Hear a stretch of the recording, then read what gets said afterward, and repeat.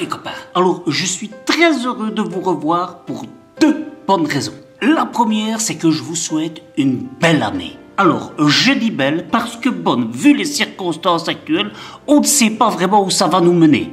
Donc, je vous dis belle année. Et la deuxième raison, c'est qu'il y a deux changements fondamentaux dans les défis challenge de Ça commence par nous. Alors le premier, c'est que cette année, chaque mois, il n'y aura pas 10 défis, mais 30 défis. Alors, t'es pas obligé de tous les faire. Hein. Non, on a voulu un peu accentuer le bazar, tu vois, parce qu'on a remarqué qu'il y avait des gens qui allaient encore plus loin que loin. Donc, on a divisé les 10 défis en chaque fois 3 défis à faire. Comme ça, il y a des steps supplémentaires. Et le deuxième changement fondamental, c'est que je ne vais pas passer en revue les 10 défis, ni même les 30, hein, ça va faire beaucoup. Mais par contre, je vais vous en décortiquer un que vous aurez choisi. Alors, t'es prêt à voir lequel c'est? Eh ben, c'est parti.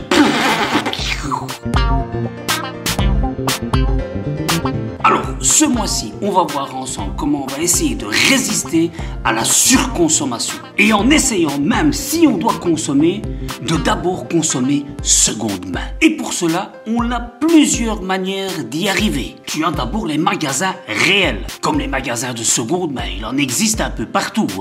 Et certainement chez toi aussi. Il y a Emmaüs aussi, les ressourceries. Et rien de compliqué à ça pour essayer de les trouver dans la région chez toi. Il suffit d'avoir un ordinateur, tu vas dans Google, tu tapes magasin de seconde main et le nom de ta région et tu vas voir qu'il y a une série de magasins qui vont s'afficher où tu pourras aller voir, et c'est même dans plein de secteurs différents, que ce soit les vêtements, que ce soit, je sais pas moi, la vaisselle et plein de trucs quoi, des livres, des CD pour ceux qui en utilisent encore. Bref, une recherche de 5-10 minutes des magasins seconde main qui est autour de toi et tu seras fixé où aller chercher ce que tu as besoin. Le deuxième biais qu'on vient de parler un petit peu même dans la séquence précédente, c'est le net. Et oui, tu as plein de possibilités comme Marketplace par exemple sur Facebook, Vinted, Le Bon Coin, eBay, ICID.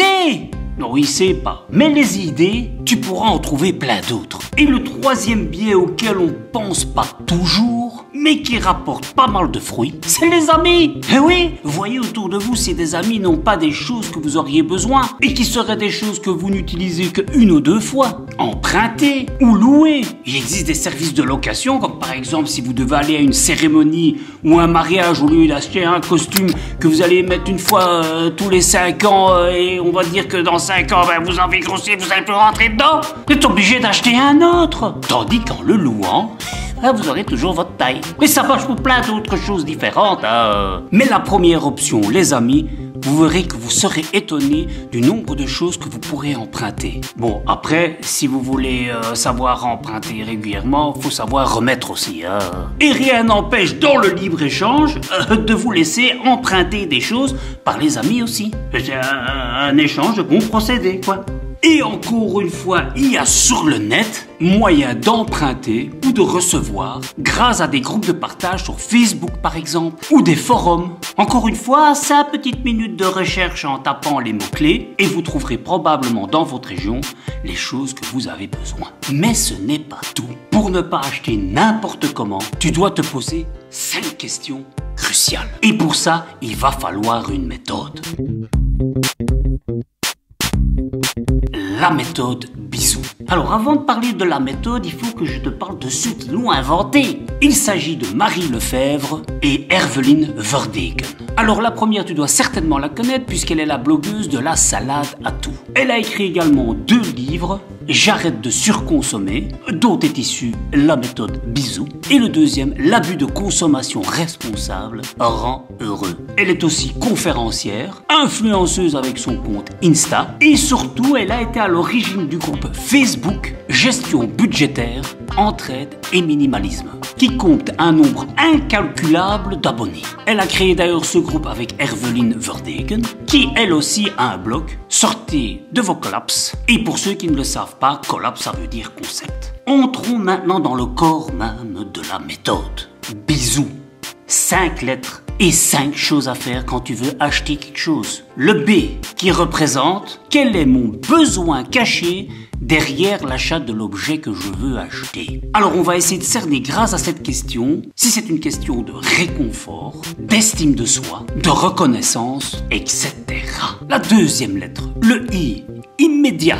Est-ce qu'on en a vraiment besoin dans l'immédiateté? Sachant que l'immédiateté est la meilleure copine de l'achat compulsif. Et là, on te conseille, pour ne pas succomber à cette immédiateté, de par exemple attendre une quinzaine de jours et voir si le produit ou l'objet que tu chérissais et que tu avais vraiment envie d'acheter, tu auras encore cette envie dans 15 jours. Aussi peut-être se poser la question de est-ce que mon budget me permet d'acheter cet objet. La troisième lettre, le S, comme semblable. En ai-je pas déjà un? Ou est-ce que je peux pas transformer un objet polyvalent, par exemple, qui pourrait remplacer la fonction de l'objet que j'ai vu? Est-ce que je ne peux pas l'emprunter? Tu te rappelles avant? Le O, d'origine. Bah oui, parce qu'il est aussi important de savoir d'où vient le produit qu'on achète. Surtout si on y prête attention. Surtout si on a une réelle envie de revenir au local. Donc en pensant à l'origine, on pense aussi à la matière qu'on a utilisée pour créer ce produit. Est-il local ou il a dû traverser tout le globe? Dans quelles conditions de travail il a été confectionné? Quelles ressources a-t-il fallu nécessiter? Est-ce que je valide tout ça et donne mon approbation en donnant mon argent? Et le dernier, le U de utile. Cet objet va-t-il vraiment impacter positivement mon quotidien? Comment est-ce que je me débrouillais jusqu'à maintenant pour m'en passer? Voilà, c'est toutes des questions qu'il faut se poser. Voilà ce qu'il faut que tu retiennes quand tu veux acheter quelque chose. N'oublie pas, bisous. B, à quel besoin il correspond? I, s'il est utile. S, si t'en as pas un de semblable. O, pour son origine. Et enfin, U, pour son utilité. Et tu verras qu'après ça, tu seras d'autant plus zen d'avoir acheté responsable. Et si en plus de ça, tu veux être moins stressé, être libéré de la pression ambiante, eh bien je te propose de t'abonner à mes mails privés pour encore plus de contenu de qualité. Ou regarde cette vidéo qui te propose d'autres challenges pour encore aller plus loin. Et sache que généralement, le petit plus de sérénité, tu le trouves souvent dans le moins. Salut les copains!